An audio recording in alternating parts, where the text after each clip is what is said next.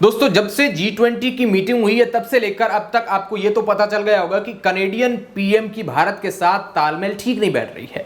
एक बार तो बीच में ये भी खबर सुनने को आई थी कि जब ट्रूडो का प्लान खराब हुआ तब उस दौरान हमारे प्रधानमंत्री मोदी ने एक अलग कमरे में खालिस्तान इश्यू को लेकर ट्रूडो को जमकर खरी खोटी सुनाई थी। अब ये बात कितनी सच है और कितनी झूठ ये तो वही जाने, लेकिन उस समय ये न्यूज काफी ज्यादा देखने को मिल रही थी। लेकिन अब एक बार फिर से कनाडा और भारत के रिश्ते कुछ ठीक नहीं लग रहे हैं। कुछ लोग तो ये तक कह रहे हैं कि कनाडा ने भी पाकिस्तान से कम नहीं है कनाडा। आखिर क्यों कनाडा से एक भारतीय राजदूत को बाहर निकाल दिया गया? जो भारत कनाडा के साथ फ्री ट्रेड एग्रीमेंट होने वाला था, अब ये भी रद्द हो गया है। आखिर ऐसा क्या हो गया है कि कनाडा के साथ एकदम से भारत के रिश्ते इतने ज्यादा बिगड़ गए हैं? क्या इससे भारत को कोई नुकसान होने वाला है? इस रिलेशन के बिगड़ने से किसको ज्यादा नुकसान होगा? कनाडा आखिर ऐसा क्यों कर रहा है? आज के इस वीडियो रिपोर्ट में हम आपको इसकी पूरी जानकारी बताने वाले हैं, इसलिए बने रहिएगा हमारे साथ इस वीडियो के आखिर तक, क्योंकि इसके जरिए आपको काफी कुछ जानने को मिलेगा। तो चलिए इस वीडियो को शुरू करते हैं। यह खबर अब दुनिया की टॉप ट्रेंडिंग न्यूज में अपनी जगह बना चुकी है। दरअसल ट्रूडो ने कनेडियाई संसद में आरोप लगाया कि खालिस्तानी नेता हरदीप सिंह निज्जर की हत्या में भारत सरकार का हाथ हो सकता है, भारत की सरकार की खुफिया एजेंसी का हाथ हो सकता है, और जिसके बाद भारतीय राजनयिक पवन कुमार राय को कनाडा से निष्कासित कर दिया गया। जिसके बाद में विदेश मंत्रालय ने इन सभी आरोपों को खारिज करते हुए कहा कि कनाडा के सभी आरोप बेतुके हैं। इस तरह के आरोप कनेडियाई प्रधानमंत्री ने हमारे पीएम मोदी के सामने भी रखे थे और उन्हें पूरी तरीके से खारिज कर दिया गया। इस तरह के निराधार आरोप खालिस्तानी आतंकवादियों और चरमपंथियों से ध्यान भटकाने के लिए कनाडा लगा रहा है। कनाडा में इनको पनाह दे दी गई है और यह भारत की संप्रभुता और क्षेत्रीय अखंडता के लिए खतरा है। जिसके बाद भारत ने भी इसके विरुद्ध में तुरंत कार्रवाई दिखाते हुए कनाडा के राजनयिक को निष्कासित कर दिया और उसे 5 दिन के भीतर देश छोड़ने का कह दिया गया। आपको बता दें कि दोनों देशों के बीच आई इस दरार को दुनिया भर की मीडिया प्रमुखता से कवर कर रही है। अधिकतर मीडिया संस्थान इस झगड़े को अपनी वेबसाइट पर टॉप खबरों में लिख रहे हैं। लेकिन ट्रूडो ने ऐसा क्या कहा जिसका पूरे भारत में इतना ज्यादा विरोध हो रहा है? चलिए जानते हैं, उसके बारे में आपको बताते हैं। ट्रूडो ने अपने संसद में सांसदों को कहा कि कनाडा की धरती पर किसी नागरिक की हत्या करवाने में विदेशी सरकार का शामिल होना हमारे देश की संप्रभुता का उल्लंघन है। हम इस हत्या की जांच में सहयोग देने के लिए हम भारत सरकार पर दबाव बनाएंगे। प्रधानमंत्री ट्रूडो ने कहा, कनाडा में रहने वाले भारतीय मूल के सिखों की बड़ी आबादी इस हत्या को लेकर गुस्से से भरी है। कई सिख अपनी सुरक्षा को लेकर डरे हुए हैं। देश में 14-18 लाख के बीच भारतीय मूल के नागरिक हैं, जिनमें से कई सिख हैं। कनाडा की विपक्षी पार्टी न्यू डेमोक्रेटिक पार्टी के लीडर जगमीत सिंह सिख समुदाय से हैं। अब जैसे ये बयान बाहर आया, इंडिया के भी सटक गई और तुरंत इसकी कार्रवाई में कनाडा के राजदूत को रवाना कर दिया गया।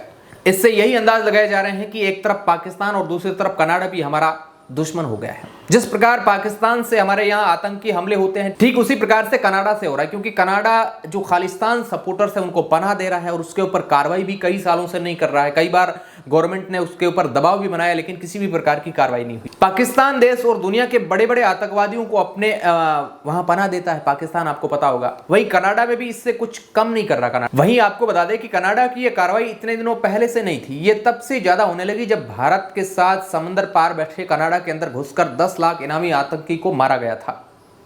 हालांकि भारत इसकी पुष्टि नहीं करता कि उन्होंने किसी आतंकवादी को मारा है। हरदीप सिंह निज्जर जो है वो भारत के लिए आतंकवादी घोषित किया गया है, क्योंकि कई देश विरोधी एक्टिविटियों में वो शामिल था। कनाडा भले ही कुछ कहे, लेकिन इंडिया ने यह साफ कर दिया है कि आपको वो झुकाने वाला नहीं है। वह जहां पर भी अपने दुश्मन देखेगा उसे मारेगा और घर में घुसकर मारेगा, क्योंकि जस्टिन ट्रूडो पहले ही समझ चुके हैं। G20 में भी उनका कोई बड़ा महत्व नहीं दिया है। जब इनका भारत में विमान खराब हुआ तब भी इनका कोई प्रोटोकॉल नहीं रखा गया था। हालांकि एक नॉर्मल प्रेसिडेंट की तरह उन्हें भी रखा गया था, और इसके बाद से ही ट्रूडो तिलमिला उठे। उन्होंने जाते ही कनाडा में भारत के खिलाफ कार्रवाई करना शुरू कर दी। एक के बाद एक बयान आने शुरू हुए और यहां तक कि राजदूतों को भी निकाल दिया गया। लेकिन अब आप सोच रहे होंगे कि ट्रूडो खालिस्तान के पीछे पागल क्यों है? क्यों इन लोगों को इतना ज्यादा तवज्जो दे रहा है? जो भारत की विरोधी गतिविधियों में वो शामिल है, वो लोग, उनको कनाडा प्राथमिकता दे रहा है। इसका कारण है वोट बैंक। अगर कनाडा में देखा जाए तो करीब 4.25 लाख करोड़ की पॉपुलेशन है और इन 4 करोड़ में से 17 से 18 लाख केवल भारतीय मूल के हैं।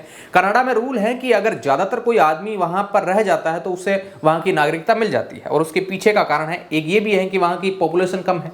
जाहिर सी बात है, इकोनॉमी को बढ़ाने के लिए पॉपुलेशन का एक बहुत बड़ा महत्व होता है। इसका चीन भी विरोध करता है, लेकिन उन्हें खुद से मतलब होता है, दूसरों से नहीं। अब रही बात 17 से 18 लाख की, तो उनमें भी आधे से ज्यादा लोग सिख कम्युनिटी से है।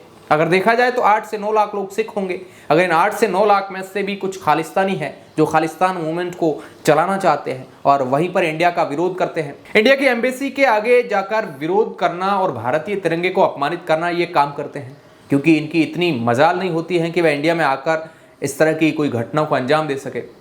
और उसके ऊपर भी कनाडा ने कोई कार्रवाई नहीं की थी। और दूसरा कारण ये भी है कि उन्हें वहाँ पर अंतर्राष्ट्रीय स्तर से फंडिंग प्राप्त होती है।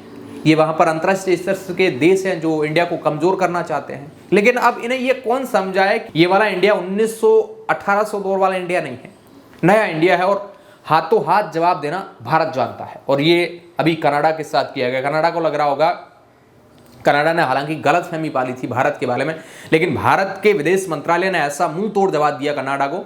और जो आपने देखा, अब ट्रूडो इन चुल्लू भर लोगों से अपना वोट बैंक भरवाना चाहता है। इस चक्कर में वह उनको नाराज नहीं करना चाहता। और दूसरी बात है कि ट्रूडो की जो सरकार है वह गठबंधन की सरकार है और उसमें खालिस्तान लीडर्स के एक आदमी का सपोर्ट भी है।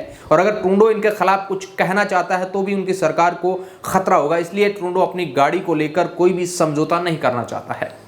लेकिन क्या इससे भारत को कोई नुकसान हो सकता है? आपको बता दें कि भारत और कनाडा का ट्रेड व्यापार करीब $8 मिलियन का एक्सपोर्ट इंपोर्ट होता है, जिसमें से दोनों का लगभग व्यापार बराबर का ही होता है। अगर देखा जाए तो ज्यादातर इसमें कनाडा को ही फायदा होता है। अगर कनाडा के साथ में भारत की फ्रेंडशिप टूट भी जाती है तो इससे भारत को कोई भी ज्यादा फर्क नहीं पड़ने वाला जितना कनाडा को फर्क पड़ने वाला है। बल्कि भारत अब अंतर्राष्ट्रीय मंचों पर भी पाकिस्तान की तरफ कनाडा को भी गिराएगा, जिसका प्रभाव कनाडा को झेलना पड़ सकता है।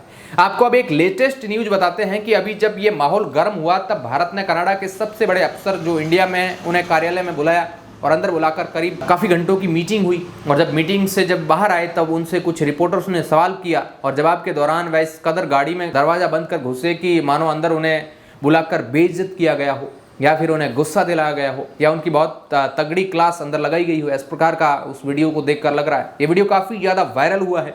जिस कदर वो गाड़ी में बैठे हैं और गाड़ी का दरवाजा बंद किया, उसकी काफी तेज आवाज आई। मतलब कि अब कनाडा भी ये समझ गया है कि भारत अब चुप बैठने वालों में से नहीं रहा है। वैसे दोस्तों, इसे लेकर जो भी अपडेट आने वाली है हम आप तक पहुंचाते रहेंगे और इस प्रकार के नॉलेजेबल वीडियो के लिए आप चैनल को जरूर सब्सक्राइब करें और हम इसी प्रकार का नॉलेज आपके सामने लाते रहेंगे।